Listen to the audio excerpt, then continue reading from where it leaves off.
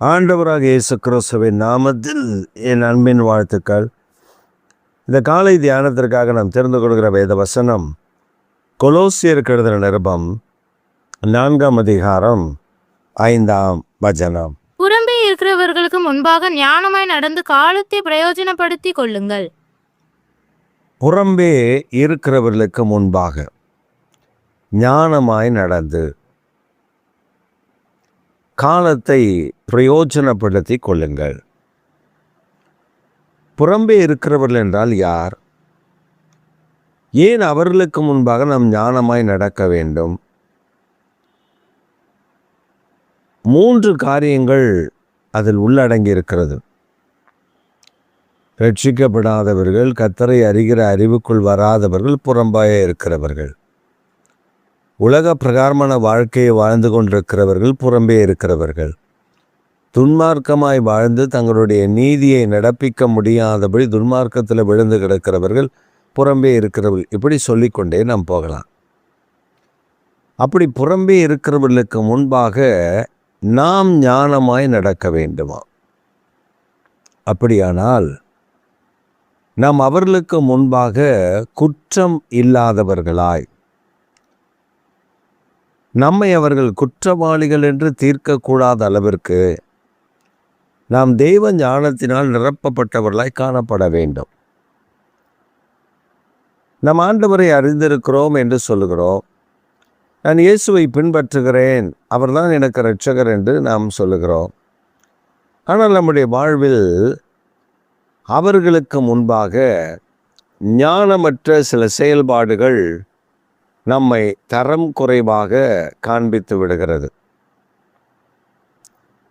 கிறிஸ்துவின் அன்பை வெளிப்படுத்த வேண்டிய நாம் கிறிஸ்துவின் அன்பை வெளிப்படுத்தாமல், நற்கந்தமாக வாசனை வீச வேண்டிய நாம் நற்கந்தமாக வாசனை வீசாமல், மாறான காரியங்களை நாம் செய்யும் பொழுது அது ஞானமற்ற செயலாக எண்ணப்படுகிறது.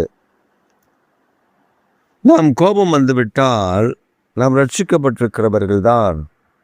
ஆனால் நமக்கு கோபம் வந்துவிட்டால் நாம் என்ன செய்கிறோம் என்று தெரியாதபடி நாம் பல தீமையான காரியங்களை செய்கிறவர்களாக காணப்படுகிறோம். ஒரு மனிதனுக்கு கோபம் வந்துச்சு, வீட்டில் ஒரு பிரச்சனை நடக்குது. புறஜாதிகள் நம்ம வீட்டை சூழ்ந்து புறஜாதிகள் இருப்பார்கள். ரட்சிக்கப்படாத மக்கள் நம்மை வீட்டை சூழ்ந்து இருப்பார்கள். இப்போ குடும்பத்தில் ஒரு சின்ன பிரச்சனை. அதில் நாம் நல்ல வார்த்தைகளை பேச வேண்டிய நம்முடைய வாழ்வில், நாவில் தீதானவைகளும் கெட்ட வார்த்தைகளும் அவலட்சணமான வார்த்தைகளும் புறப்பட்டு வருகிறது. அப்படி புறப்பட்டு வந்து பேசிவிட்டு, பின்பு இப்படியெல்லாம் பேசிவிட்டீர்களே என்று யாராவது கேட்டால், அதெல்லாம் நான் காலையில் ஆண்டவர்கிட்ட மன்னிப்பு கேட்டுருவேன், நைட்டே ஆண்டவர்கிட்ட மன்னிப்பு கேட்டுருவேன், ஆண்டவர் எனக்கு மன்னிச்சிருவார். இது நிறைய பேருடைய வாழ்வில், நிறைய பேருடைய காரியத்தில் இது இருக்கிறது. ஒரு அம்மா சொல்லும் பொழுது இப்படி சொன்னார்கள். அவர்களுடைய கார், அவங்க மருமகன் தான் இந்த காரை ஓட்டுறாரு, ஒரு விபத்து நடந்து விட்டது. அதாவது இந்த காரு போயிட்டு இருந்தப்போ திடீர்னு ஒரு லாரி திரும்பி அந்த காரை உராசி அதில் ஒரு சைடு ஃபுல்லாக பாதிக்கப்பட்டு பெரிய இஷ்யூ. அவர்கள் உயிர் பிழைத்தது பெரிய விஷயம். ஆனால் கர்த்தர் பாதுகாத்தார். அப்புறம் காரெல்லாம் நிறுத்தியாச்சு, லாரியும் நிறுத்தியாச்சு. இப்போ அந்த லாரிக்காரனை போலீஸில் பிடிச்சி கொடுத்துருக்காங்க. அங்கே கேஸ், அங்கே பிரச்சனை. இப்போ இந்த அம்மா இறங்கின அம்மா சொல்லுது, நான் கோவம் வந்துடுச்சு எனக்கு, அதில் உலக பிரகாரமான கெட்ட வார்த்தைகளை கொஞ்சம் பேசிட்டேன், அப்படி வந்துடுச்சு எனக்கு வாயில், சரசன்னு அடித்து நிறவிட்டேன். அப்புறமா நிதானத்துக்கு வந்ததுக்கப்புறம், சரி ஆண்டவரே என்னை மன்னிச்சிருங்கப்பா அப்படின்னு நான் கேட்டு ஆண்டவரோட ஒப்புரவாயிட்டேன். இது என்ன வாழ்க்கை என்று எனக்கு தெரியல. யாக்கோபு சொல்லும் பொழுது, உன் நாவிலிருந்து கசப்பான நீரும் தித்திப்பான நீரும் வரக்கூடாது. துதித்தலும் சபித்தலும் உன் நாவிலிருந்து வரக்கூடாது. ஒரு ஊற்றுக்கண்ணுனா ஒரே தண்ணி தான் தரணும். கசப்பும் தரக்கூடாது, இனிப்பும் தரக்கூடாது. ஏதாவது ஒன்று கசப்பாரு இல்லை இனிப்பாரு. அப்போ அந்த அம்மா சொன்னதை பார்த்தா நான் மன்னிப்பு கேட்டேன். அப்போ தேவனுக்கு முன்பாக தேவனுடைய ஜனங்களாக இருக்கக்கூடிய நாம் புறம்பே இருக்கிறவர்களுக்கு முன்பாக நாம் ஞானமாய் நடக்காமல் இருப்பதினால் காலத்தை பிரயோஜனப்படுத்தி கொள்ளாமல் போகிறோம். எப்படி நம்ம காலத்தை பிரயோஜனப்படுத்தி கொள்ளலை? ஒரு சாட்சியான ஜீவியம் பண்ண வேண்டிய இடத்துல சாட்சி கண்ட ஜீவியம் பண்ணிவிட்டு அங்கே நம்முடைய நேரம், நம்முடைய காலம், நம்முடைய சமயம் எல்லாம் விரயமாக்கப்படுகிறது. மற்றவர்களுக்கு முன்பாக அவலட்சணமாய் பேசுவதற்கு நாம் இடம் கொடுக்கப்படுகிறோம். மற்றவர் நம்மை கேவலமாய் பேசுவதற்கு இடம் உண்டாகிறது.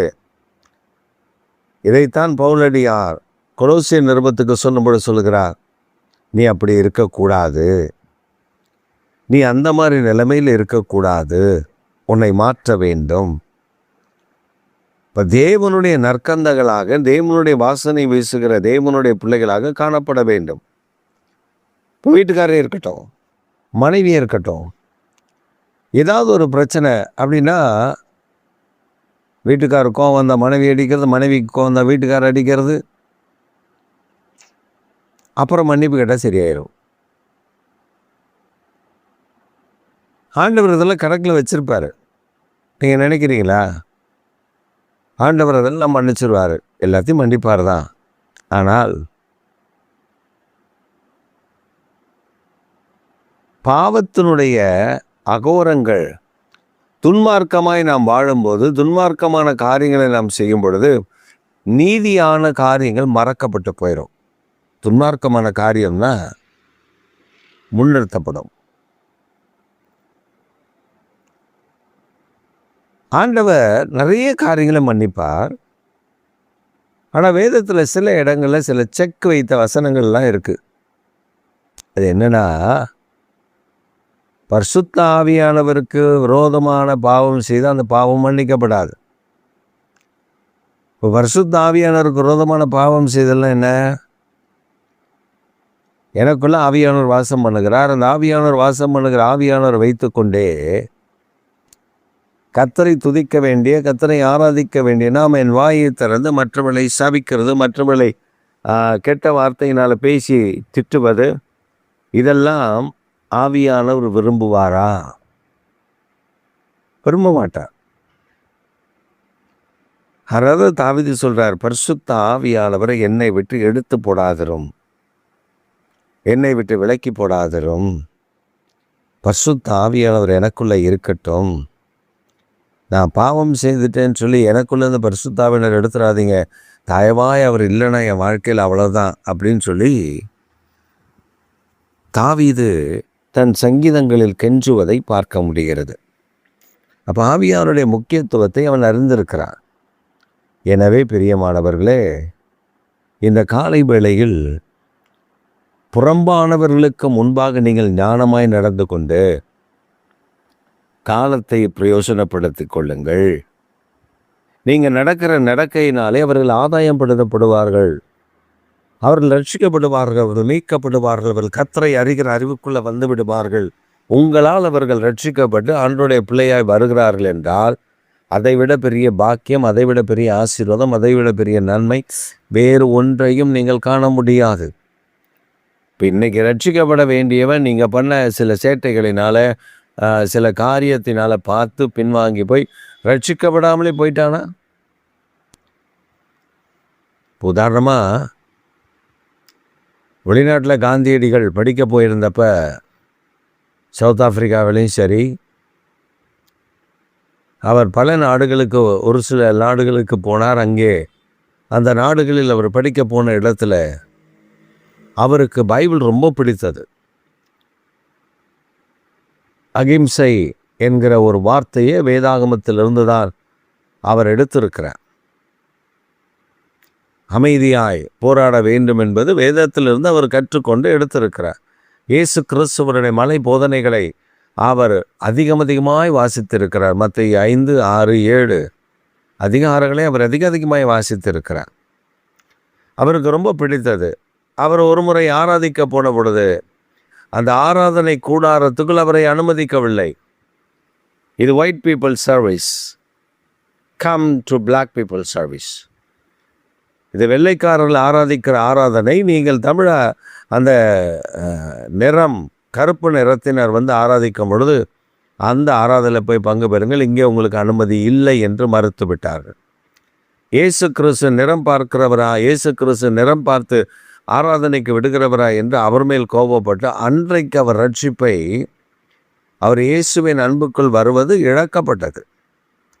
ஆனால் வேதத்தை அவருக்கு பிடிக்கும், வேதத்தில் உள்ள வசனங்கள் அவருக்கு பிடிக்கும், வேதத்தில் உள்ள காரியங்கள் அவருக்கு பிடிக்கும். அவர் அதிகமாய் பல நேரங்களில் அந்த வேதத்தை மையப்படுத்தி வாசித்திருக்கிறார். இன்றைக்கு கூட போர்பந்தர் என்ற இடத்துல அவருடைய வீட்டில் அவர் வாசித்ததான லைப்ரரியில் ஒரு வேதாகமும் இன்றைக்கும் திறந்த நிலையில் அவர் வாசித்து வைத்த நிலையிலேயே இருக்கிறது. எனவே கத்தரை விட்டு வழி விலகி போகிறதற்கு அந்த சம்பவம் அவரை பாதிப்புக்கு ஏற்படுத்தி விட்டது. காலம் பிரயோஜனமற்று போய்விட்டது. காலம் விரயமாக்கப்பட்டது. இல்லைனால் அவர் எப்பொழுதும் மாறியிருப்பார், எப்பொழுதும் காரியங்கள் மாறியிருக்கும், வேறு விதத்தில் இந்த காரியங்கள் நடப்பிக்கப்பட்டிருக்கும். ஆனால் இந்த நிலையெல்லாம் நாம் கவனிக்க வேண்டும். அதில் தான் பவுல் சொல்லும்போது சொல்கிறாரு, நீங்கள் புறம்பானவர்களுக்கு உண்மையாக ஞானமாய் நடந்து கொள்ளுங்கள், காலத்தை பிரயோஜனப்படுத்தி கொள்ளுங்கள்.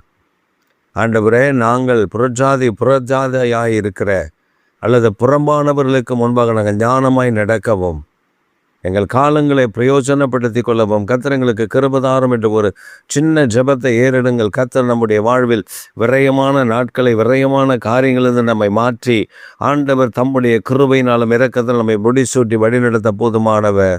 கர்த்தர் இந்த காலை வேளையில் நம்மை ஆசீர்வதித்து நடத்துவாராக. ஆமென்.